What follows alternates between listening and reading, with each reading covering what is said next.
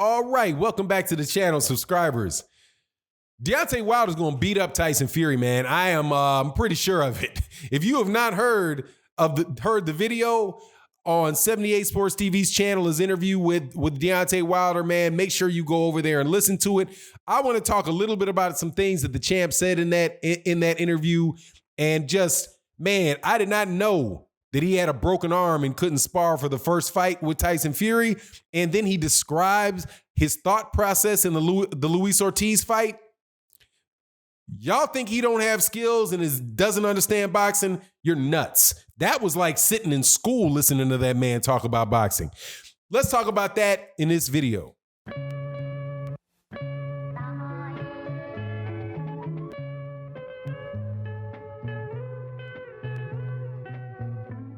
All right, welcome back to the channel, subscribers. If you're not subscribed, please subscribe and hit the bell icon so you can be notified of when we release more videos. And also, special thank you to the Patreon community and the live stream community for your guys' support and encouragement through the Patreon donations, through the Cash App, through the super chats on the live stream. You guys definitely keep this channel up and churning. Thank you guys so much.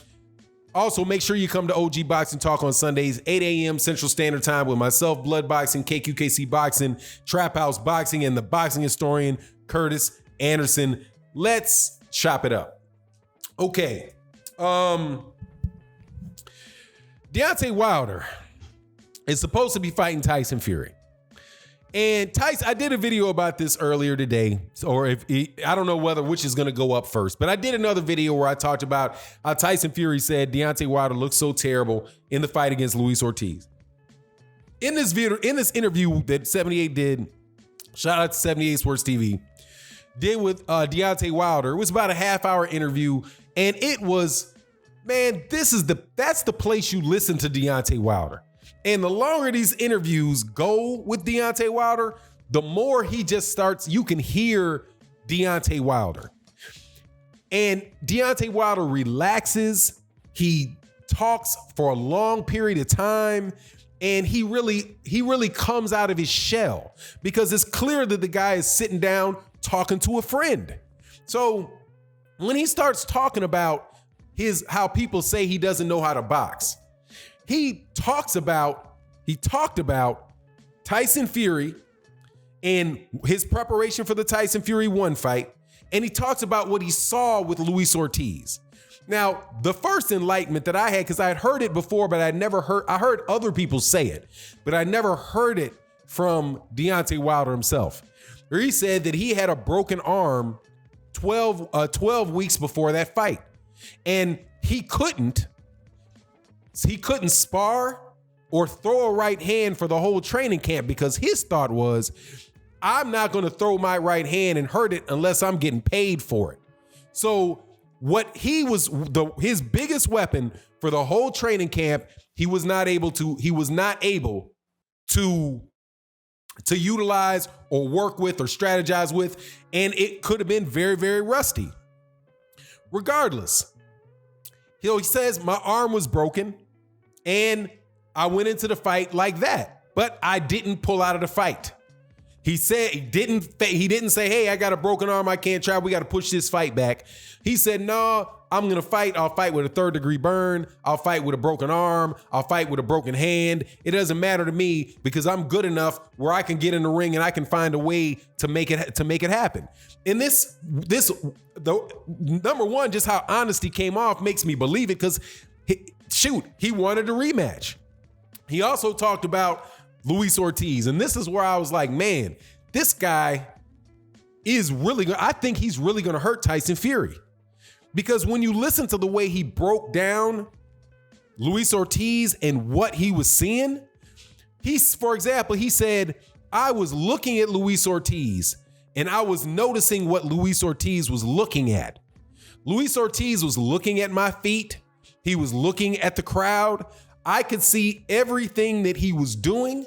And there were a bunch of times where he looked at my feet that I could have hit him with a jab. Or he looked at the crowd, I could have hit him with a jab. But I didn't want to do that. What I know I needed to do was be very, very careful with him. And I was looking to try to set up this. So I let him get away with that. Eventually having him come around to being exactly where I want him to be. He explained how he had pivoted out. He had pivoted out in the perfect position to get a straight right hand off of, and how he had set it up and had measured it and made sure that he didn't let it go till he absolutely saw that opening, and then boom, went for that opening. How he had blinded Luis Ortiz with his jab and then followed up with a right hand, and that's when he could walk off, and you see him just walk off. That was a very detailed explanation of the artistry of knocking somebody out.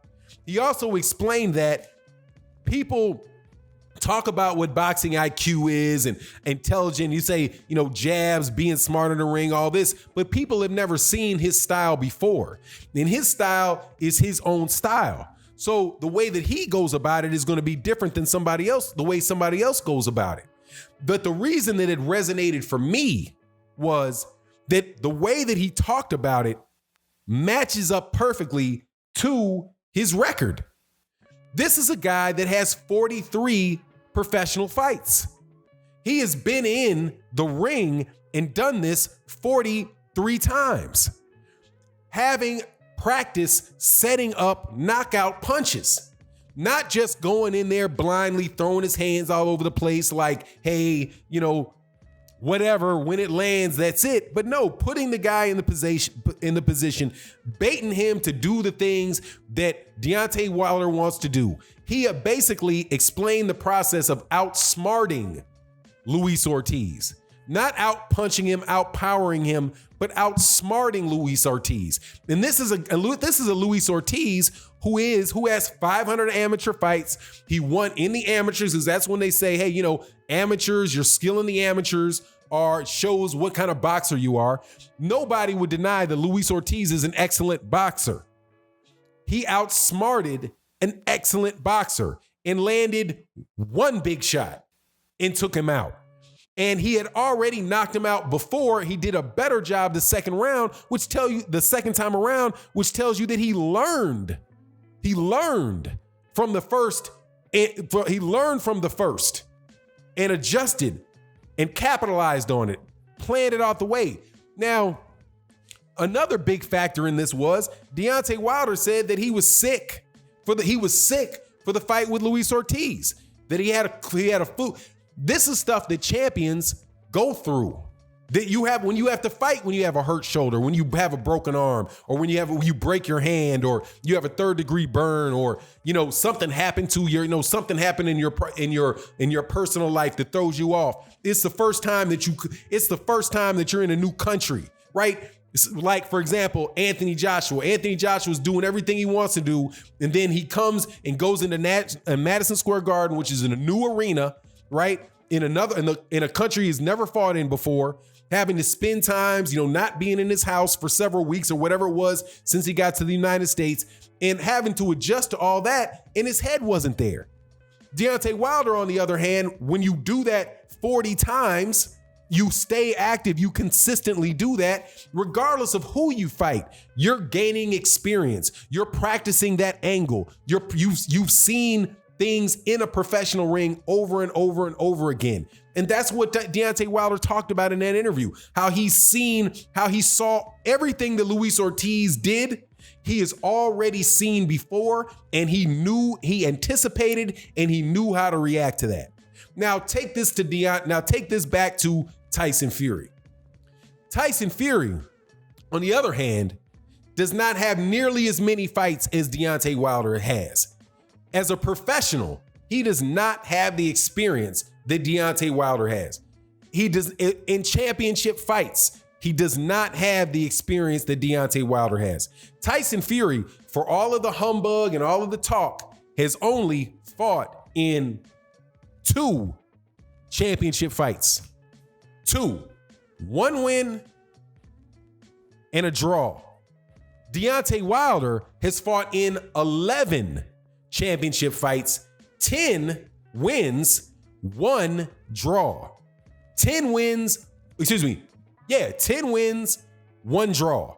Because he's had 11 championship fights, 10 of them were title defenses, and one of them was when he actually won the title.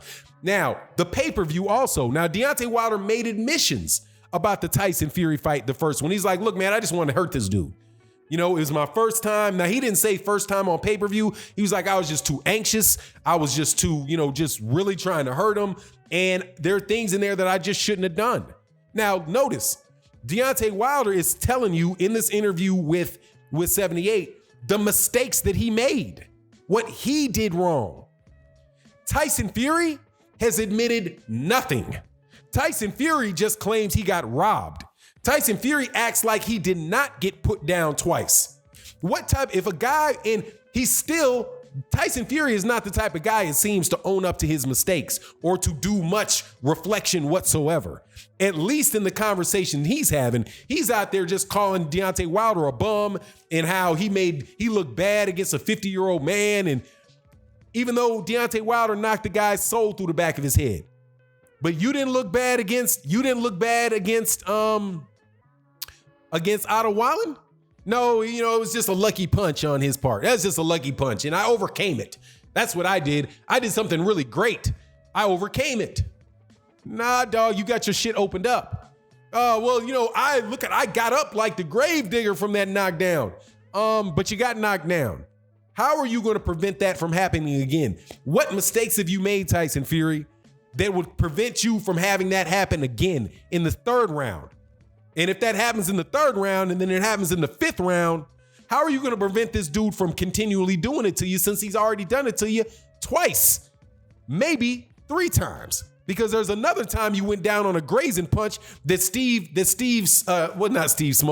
Jack Reese waved off.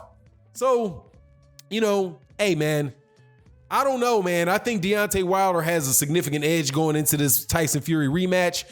Tyson Fury has not fought top level competition or been in a stressful environment at all since the first Deontay Wilder fight. Deontay Wilder, on the other hand, has beaten a mandatory. He's been on another pay-per-view event on a big stage against a very difficult fighter and succeeded. And is the type of person that's thinking about what improvements he needs to make, analyzing and executing game plans. Yeah, we'll see how it plans out for Tyson Fury. But let me know what you think in the comment section. And with that, I'm out. Peace.